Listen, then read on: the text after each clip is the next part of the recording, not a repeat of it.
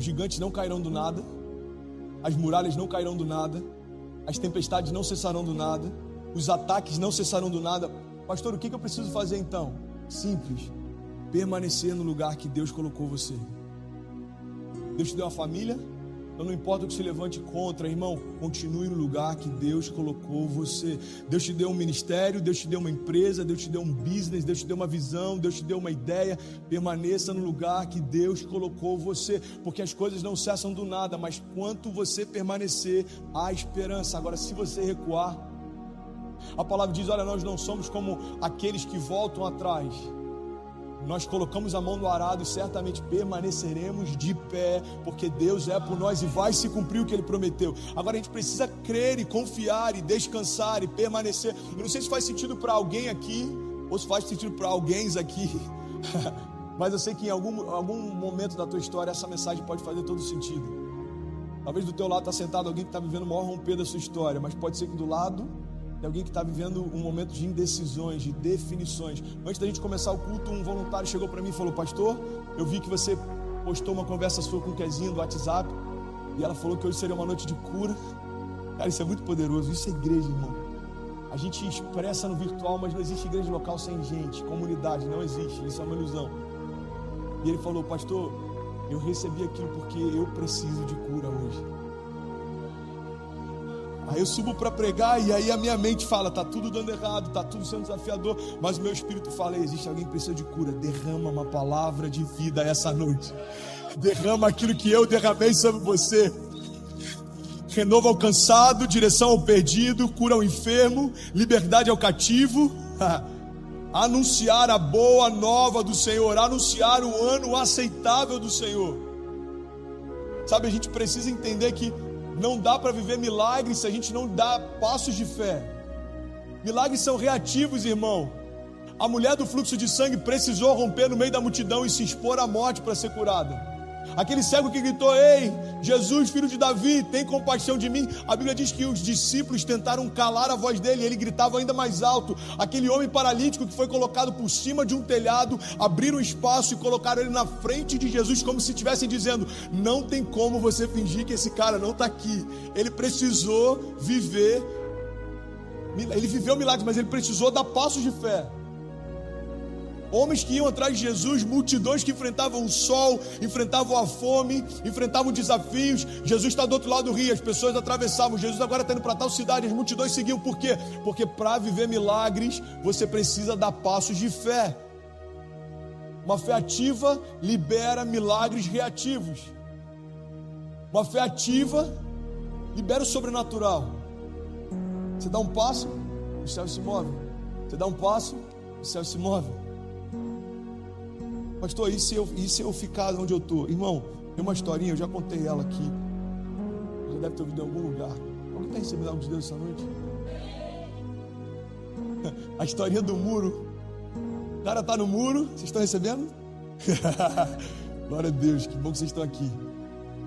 O cara está em cima do muro e ele começa a ficar intrigado porque do lado do céu está Jesus e os anjos falando, ei, vem para cá, cara, vem para cá. Sai daí, vem para cá. E do outro lado ele olha, está Satanás e os seus demônios lá completamente apáticos. E depois de um tempo ele começa a ficar incomodado, ele vira para Satanás e fala, ei, do lado do céu eles estão aqui fazendo de tudo para que eu possa ir para lá, e por que vocês não estão preocupados? Ele falou assim, porque eu sou o dono do muro. Você já está onde eu desejava que você estivesse. Entenda isso, irmão, em nome de Jesus. Não há neutralidade no reino. Omissão também é uma posição. Então viver apático em relação às suas promessas é como viver sem promessa alguma. Viver apático em relação ao teu chamado é como viver sem chamado nenhum. Viver apático em relação ao que Deus prometeu é como se Deus não tivesse prometido nada. Essa é a noite, irmão, da gente chegar para Deus e falar, Deus, me desculpa se eu olhei para os gigantes mais do que eu olhei para você. Me desculpa se eu olhei para os problemas mais do que eu olhei para a promessa. Hoje é a noite da gente ressignificar algumas coisas. Da gente não só falar da boca para fora, mas a gente crer, se Deus é por nós, quem será contra nós? Irmão, quantas coisas a gente enfrentou essa semana? Essa semana foi loucura, teve uma hora, eu não sei se você já viveu isso, que as notícias ruins nem te incomodam, você já começa a achar graça.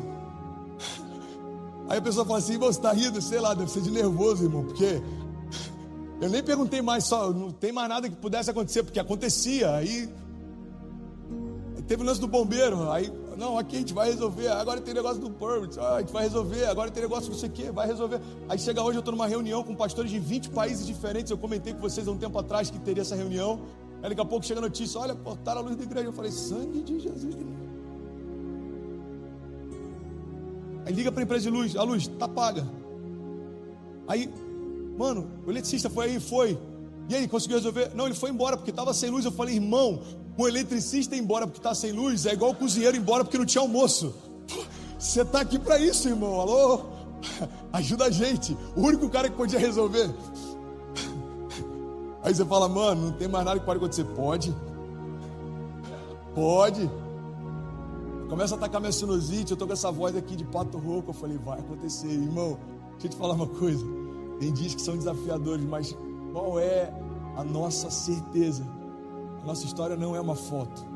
A nossa história é um filme. Essa igreja não se resume a uma noite. O teu casamento não se resume a uma briga. Os teus filhos não se resumem a um tropeço. A tua empresa não se resume a um momento difícil. A tua promessa não se resume a um pecado. Entenda isso em nome de Jesus. Às vezes a gente olha para algo que é temporário e fala, isso aqui determinou a minha história. E Deus está falando, não. Existem palavras de vida eterna que determinaram a tua história. Palavras de vida eterna, palavras de vida eterna. Você dá um passo e o céu se move. Efésios 3:20 diz, aquele que é capaz de fazer infinitamente mais do que tudo que pedimos ou pensamos, de acordo com o seu poder que atua em nós. Que poder é esse, pastor? É simples. É o mesmo poder e espírito que ressuscitou Jesus Cristo dos mortos. Habita em você. Então dentro da tua casa, você pode declarar isso comigo, diga, na minha casa, diga, está disponível poder de ressurreição. Diga, não existe nada que aos meus olhos pareça morto e Jesus não possa ressuscitar. Irmão, entende isso, em nome de Jesus. Isso é libertador. Entenda isso. Parece um pouco forte, mas a gente precisa entender essa realidade. O inferno odeia você. O inferno odeia sua família. O inferno odeia suas promessas. Então o que ele sempre vai tentar fazer? Parar você, destruir sua família e fazer você desacreditar nas suas promessas. Tudo aquilo que ele se empenha está diretamente ligado àquilo que ele odeia. Cara, isso é muito forte. Pega esse nome de Jesus, irmão. Tudo aquilo que o inferno se empenha está diretamente ligado ao que ele odeia. Agora sabe qual é a boa notícia? Tudo aquilo que os céus se empenham é diretamente ligado àquilo que Deus ama. Deus ama você. É por isso que nada foi capaz de separar você dele. Deus ama seus filhos. É por isso que nada foi capaz de separar seus filhos dele. Deus ama a tua família. É por isso que nada. Romanos 8, a gente declara isso tantas vezes. Nem a morte, nem a vida, nem anjos, nem principados, nem o presente, nem o porvir, nem a altura, nem profundidade, nem qualquer outra coisa na criação foi capaz de nos separar do amor de Deus que está em Cristo. Multidão que dizia, ei, Hosana, a mesma multidão que celebrava a entrada dele, agora diz crucificam. Agora numa perspectiva inversa, a mesma multidão que diz ele é endemoniado, ele é amaldiçoado, agora diz ele é um Deus, nos abençoe. Entenda isso, pastor, o que você quer compartilhar? Eu quero deixar um princípio claro, não se mova pela multidão, não se mova pelo que dizem, não se mova pelo que pensam, não se mova pelo que os seus olhos tentam te dizer. Por quê? Porque nós não caminhamos pelo que vemos, caminhamos pelo que cremos. A palavra de Deus continua sendo a base segura para construirmos os nossos dias. Agora, como obedecer se a gente não sabe o que Ele espera de nós? Como confiar se a gente ainda não discerniu a palavra que Deus tem para nós? Aí deixa eu te falar uma coisa, não desista, mas também não descanse enquanto não discernir o propósito que você carrega, a razão pelo qual você foi gerado, aquilo que Deus tem para você, os projetos que Ele tem para você. Por que tem tanta gente ansiosa com vazio existencial, pastor? Porque a gente já acreditou numa mentira de que o sentido da nossa história é ser feliz. Eu estava pensando nisso esses dias, eu estava olhando a nossa casa, a gente mora num apartamento relativamente pequeno, muito bem localizado, mas pequeno. Eu vendo Cecília dormindo em paz, Kezinha dormindo em paz, eu pensando em tudo que a gente está vivendo na igreja. Eu falei, uau, Deus, obrigado por não ter acreditado nessa mentira. Entenda isso em nome de Jesus. Você sabe por que tem muita gente que sofre de comparação? porque em algum momento acreditou que o propósito da sua história é ser feliz. Então, se parece que alguém é mais feliz do que você começa a questionar se de fato está vivendo a vida que deveria viver. Você está comigo? Pastor, o propósito da vida não é ser feliz? Não. O propósito da vida é se tornar quem Jesus te chamou para ser. E isso vai tornar você feliz. O problema é que às vezes a gente vai em busca das consequências sem entender a causa delas. Às vezes a gente vai em busca dos frutos sem querer plantar e esperar o tempo de sementes se tornarem raízes. Entenda isso, irmão. Tem muita gente correndo atrás da felicidade e depois de um tempo descobre que estava correndo atrás do vento. Irmão, se Deus é por nós, você sabe o que significa isso? Que Ele é por você. Se Deus é por você, o que a palavra está dizendo é que a última palavra quem dá é Ele, quem provê é Ele, quem sustenta é Ele, quem te esconde é Ele, quem te guarda é Ele, quem faz você prosperar, quem faz você avançar, quem faz você romper. Você está comigo? Diga amém. Pastor, por que enfrentamos desafios? Real life. Desafios, afrontas, batalhas, faz parte, mas deixa eu compartilhar alguns conselhos práticos. Eu vou bombardear você com alguns deles agora. Eu postei essa semana. Pastor, fala mais devagar para eu anotar. Não, assiste depois essa mensagem com calma. Eu tenho certeza que ela vai falar com você de uma forma diferente. Alguns conselhos práticos para você romper em meio às batalhas. Não recue em meio aos ataques. Não se apavore durante as tempestades. Não dê acesso a quem não te dá destino. Não se distraia no meio do processo. Não perca a confiança na promessa. Não se esqueça, você não está sozinho.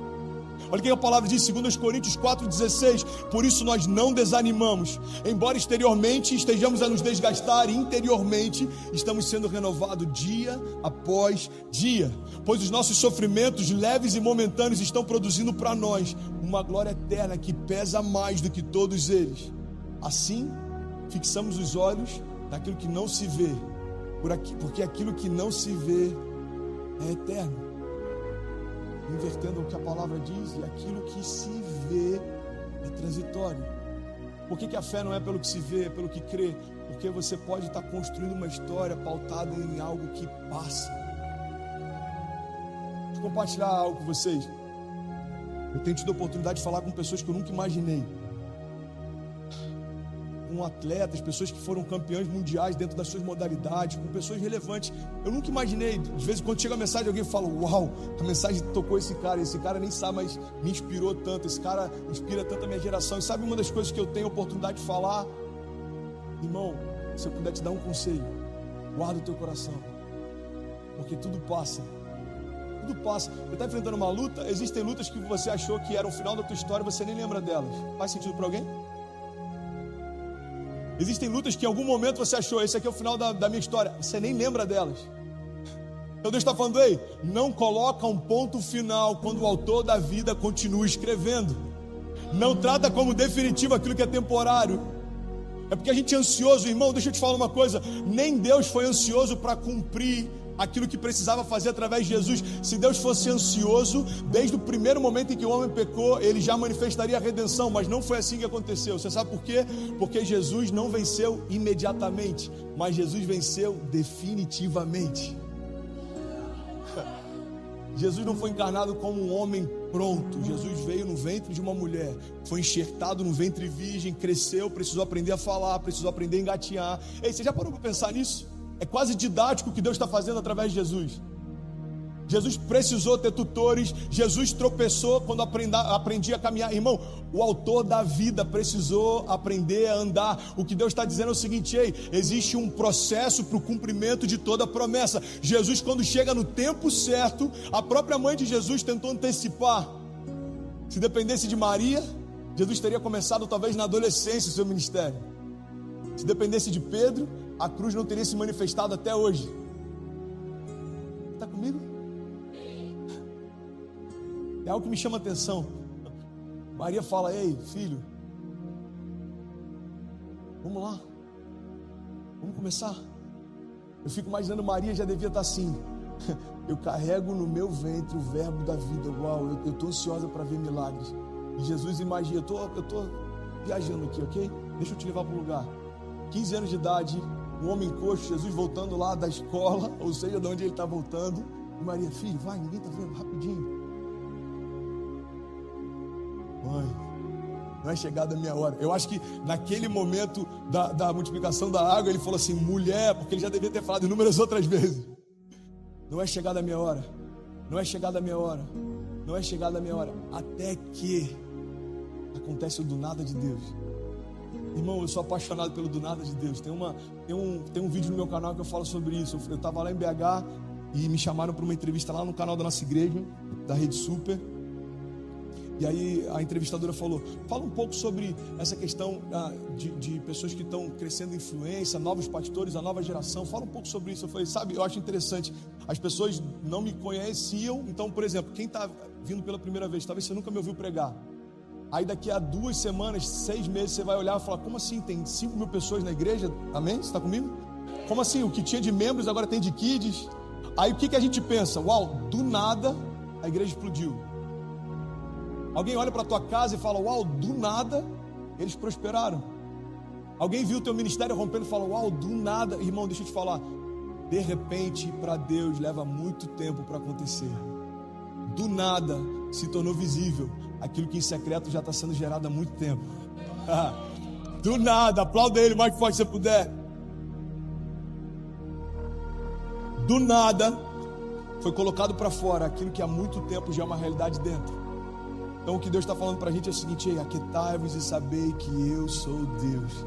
Eu estou gerando algo dentro de você. Não se preocupa, não tenha pressa, não fique ansioso, porque do nada tudo vai mudar. Você está comigo? Diga amém.